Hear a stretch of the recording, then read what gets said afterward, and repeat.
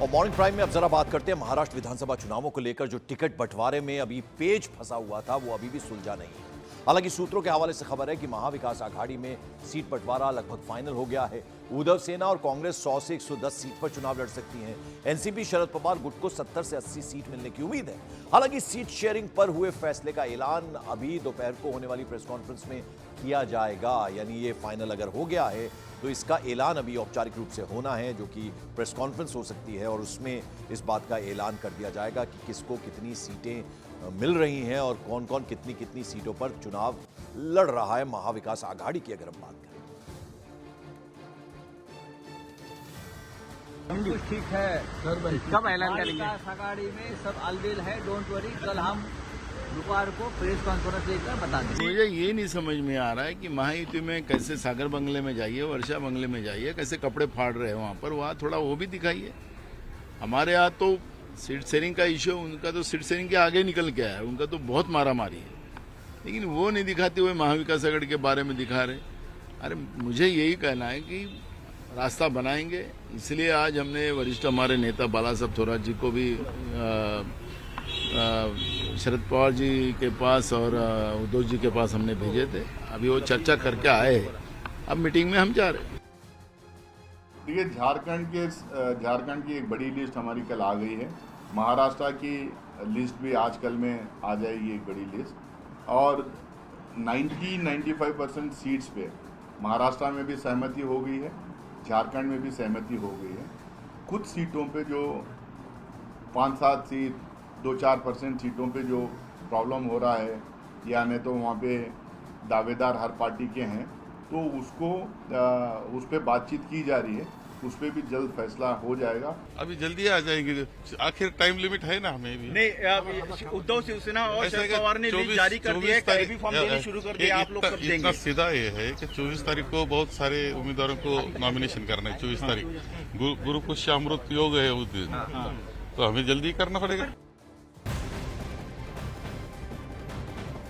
तो आपने तमाम नेताओं को सुना। संजय राउत ने कहा ऑल इज वेल और नाना पटोले ने कहा कि हमारी चिंता छोड़े, महायुति अपनी चिंता करे, यानी सब कुछ ठीक है, ऐसा उनका कहना है। महाराष्ट्र विधानसभा चुनाव को लेकर सीएम एकनाथ शिंदे की पार्टी ने भी अपने कैंडिडेट्स की लिस्ट जारी कर दी है। शिवसेना की पहली लिस्ट में 45 कैंडिडेट्स के नामों का ऐलान किया गया। सीएम एकनाथ शिंदे कोपरी पाचपा खाड़ी सीट से मैदान में उतर रहे हैं। बुल्ढाना से संजय गायकवाड़, तो वहीं माहिम से जो मौजूदा विधायक हैं, एमएलए हैं, सदा सरवणकर को फिर से मैदान में उतारा गया है। और ये जो लिस्ट है, ये जो सूची है, इसमें ज्यादातर मौजूदा विधायकों को दोबारा से टिकट मिला है या उनके परिवार के किसी कैंडिडेट को, सदस्य को, मेंबर को टिकट दिया गया है।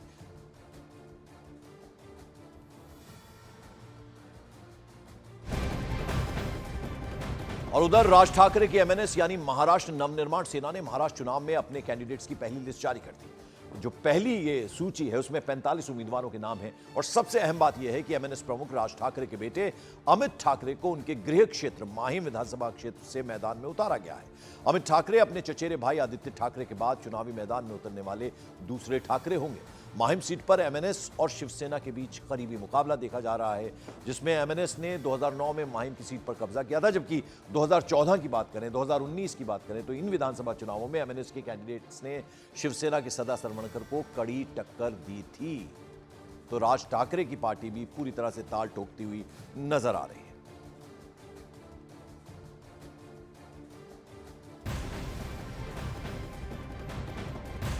उधर एनसीपी नेता बाबा सिद्दीकी हत्याकांड में मुंबई पुलिस ने बड़ा पर्दाफाश किया है। पुलिस जांच में यह मालूम पड़ा है कि बाबा सिद्दीकी को निशाना बनाने से पहले शूटर करजत खोपोली रोड वाले जंगल में गए थे और वहां उन्होंने शूटिंग की बाकायदा प्रैक्टिस की थी।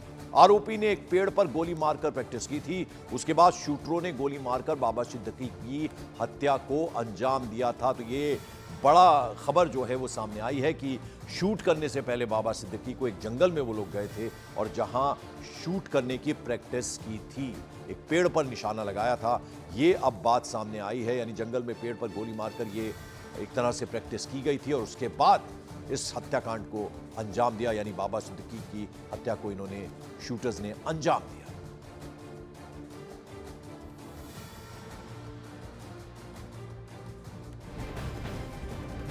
और चुनाव प्रचार के बीच महाराष्ट्र के पुणे में एक कार से 5 करोड़ रुपए बरामद होने का मामला अब सियासी रूप ले रहा है। महाविकास आघाड़ी के नेताओं ने अब सवाल उठा दिए कि आखिर यह पैसा जा कहां रहा था। दूसरी ओर सत्ता पक्ष के नेताओं ने विपक्ष के दावे को खारिज करते हुए कहा कि मामले की जांच होने दीजिए, दूध का दूध पानी का पानी हो जाएगा। महाराष्ट्र इलेक्शंस में लगातार कैश मिलने का सिलसिला जारी है। कितनी बड़ी मात्रा में ये कैश जो है बरामद हुआ है, हम आपको अलग अलग तस्वीरें दिखा रहे हैं। 2 तस्वीरें इस वक्त आपकी टेलीविजन स्क्रीन पर। मंगलवार को 22 लाख रुपए कैश बरामद हुआ, जबकि सोमवार को पुणे में एक कार से 5 करोड़ रुपए कैश बरामद हुआ था। कार सवार पैसे का कोई रिकॉर्ड मुहैया नहीं करा पाया था और इसके बाद पुलिस ने ये जो रकम है उसे सील कर दिया था। 2 अलग अलग तस्वीरें दिखा रहे हैं आपको। और 22 लाख रुपए कैश मिला, 5 करोड़ रुपए उससे पहले मिला। पुणे 21 अक्टूबर और पुणे में ही 22 अक्टूबर, यानी दोनों आप देखें किस तरह से ये तस्वीरें हैं जिसमें कैश बरामद हुआ है। लगातार कैश बरामद हो रहा है। महाराष्ट्र में विधानसभा चुनाव है। नहीं, बात स्पष्ट है। अगर सत्ताधारी पक्ष का कोई होगा तो कभी किसी को पता ही नहीं चलेगा, क्योंकि हमने तो पहले ही कहा कि इलेक्शन कमीशन न्यूट्रल होगा तो पता चलेगा, अगर नहीं होगा तो बात सबको आपने जैसे कंजेक्चर्स लगाए वैसे लग जाएगा। पुणे में एक गाड़ी में कोई 5 करोड़ रुपए नगद पकड़ी गई है। महाविकास आघाड़ी वाले इस प्रकार का दुष्प्रचार कर रहे हैं कि उस नगद से हमारी पार्टी का और हमारा कोई लेना देना है। शिवसेना का या पूरे महायुति का उस गाड़ी से, उस नगद से कोई लेना देना नहीं है। हम खुलेआम चुनौती कर रहे हैं। हम सरेआम चुनौती दे रहे हैं कि महाराष्ट्र पुलिस और चुनाव आयोग इस पूरे प्रकरण की जांच करे और दूध का दूध और पानी का पानी जो भी है वो सामने लेकर के आए। और अब खबर उत्तर प्रदेश के गाजीपुर से है। यहां एमपी एमएलए कोर्ट ने पूर्णिया सांसद पप्पू यादव के खिलाफ गैर जमानती वारंट जारी कर दिया है। पप्पू यादव के खिलाफ साल 1993 में गाजीपुर के मोहम्मदाबाद थाने में चुनाव आचार संहिता का उल्लंघन और सरकारी काम में बाधा डालने का केस दर्ज था। इस मामले में पप्पू यादव लगातार गैर हाजिर चल रहे थे। इसके बाद कोर्ट ने यह फैसला सुना दिया है, वारंट जारी कर दिया। एमपी एमएलए कोर्ट ने कोर्ट से गैर हाजिर रहने पर यह वारंट जारी किया गया है पप्पू यादव के खिलाफ। 1993 में आचार संहिता का उल्लंघन से जुड़ा ये मामला बताया जा रहा है।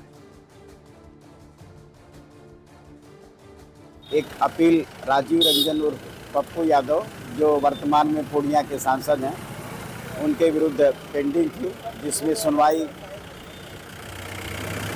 के लिए आज पत्रावली नियत थी, परंतु सुनवाई के लिए उनकी ओर से कोई उपस्थित नहीं हुआ। इसलिए माननीय न्यायालय द्वारा राजीव रंजन और पप्पू यादव सहित कुल 11 लोगों को NBW जारी कर दिया है और अगली तिथि 4/11/2024 नियत किया है।